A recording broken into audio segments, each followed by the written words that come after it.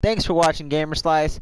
I'm Jared, and today I would like to talk about a gaming news topic. So recently, Sony announced that a PlayStation 4.5 is coming, or as other people might call it, the PlayStation 4K. As the name, especially when you call it 4K, states, the main features that this will have is most likely 4K resolution capabilities, which the PS4 and Xbox One don't have the capabilities of at this point. But this is very interesting, and most of this is semi-confirmed, but we're not sure on the specifics on it, when it's coming out, but this is basically going to be an upgraded version of the PlayStation 4. So I looked at a couple other articles aside from what other people are talking about, one of them being on Polygon and the other one being on Eurogamer. Eurogamer's article, they basically say there's three different things that this could entail, and I don't feel like those three things justified being like three different things because they all basically said the same thing, just in different ways. Like, oh, the PlayStation is going to be an improved version, but these are the ways it could be. Here's the things we know about the PlayStation 4.5, other than the fact that it's going to support 4K resolution.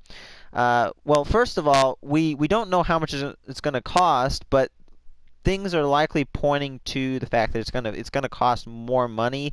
Maybe not a whole lot, maybe 50, 100, probably $100 more or something like that. But it'll probably be more expensive.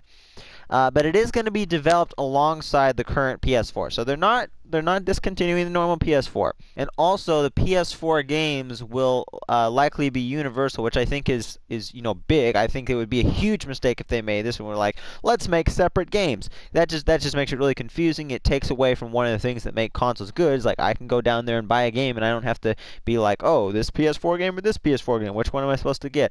I mean, if there's only two options, they would probably be able to clearly label it, but there'd still be some people that might be a little bit confused. So to be, keeping it the way it is right now is probably the best option. The way the Polygon article puts it, it's expected to be announced prior to the launch of PlayStation VR, so the official announcement for PlayStation 4.5 and PlayStation VR is coming out in October. And here's an article, or here's a quote from Polygon. It says, so it'll provide a richer gaming environment, including a high-end virtual reality experience.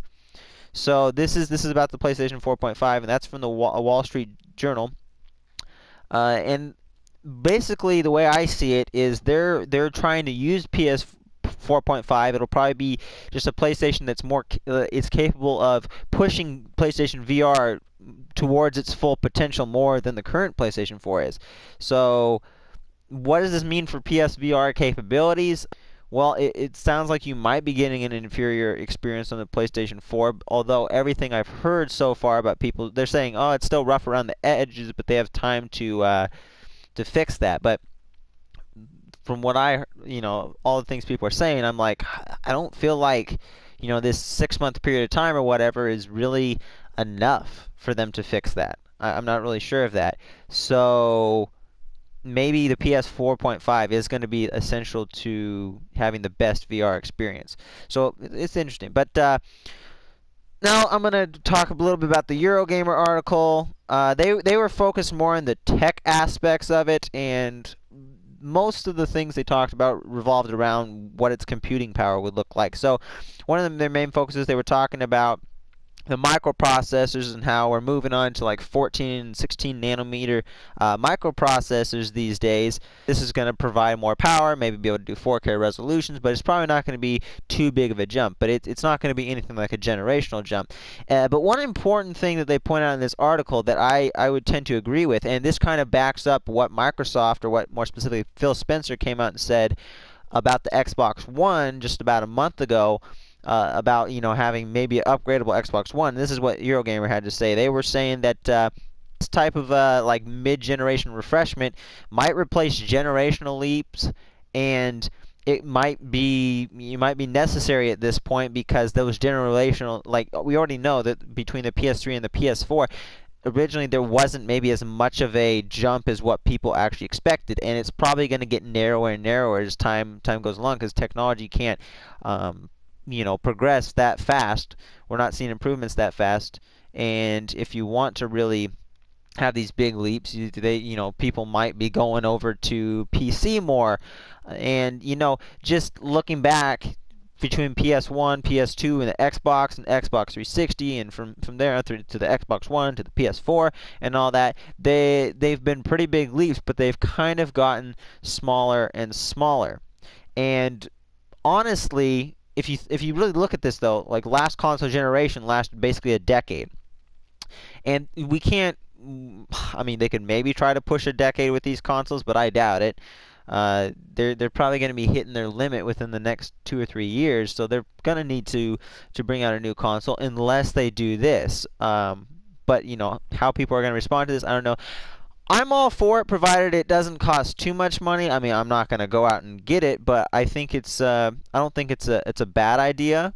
I think it's allowing them to get in the 4K market. However, it seems kind of odd because there's not really 4K capability. Like, there's not a ton of 4K TVs that are actually, reasonably priced, that are inexpensive, that people aren't buying. So it's just there's not a big 4K market out there to appeal to. So there's going to be it's very niche market. So that's why I'm thinking that all the signs are pointing towards PlayStation 4.5, as I prefer to call it, over 4K. Because I guess we're not even 100% sure if it's going to support 4K. I'm sure it probably will, but I think the main focus of it might be geared towards providing the more optimal PlayStation VR experience. So that's my thoughts on it. And I don't know. I think this could influence what Xbox does and everything, but I think they probably see the writing on the wall, because what Sony and Microsoft are saying is kind of going hand in hand and maybe giving us a glimpse of what the future of gaming might look like. So that's my thoughts on it. As I said, let me know what you guys think about PlayStation 4.5, and really, is it good for the gaming industry? As I said, I think it'll be okay. I don't think it'll be a huge game changer, but I don't see it causing any problems. So anyways, thank you guys for watching this video. If you liked it, make sure to hit the like button, and check out our channel, and if you like what we do, be sure to subscribe. So thank you guys for watching, and until next time, we'll see you guys in the next video.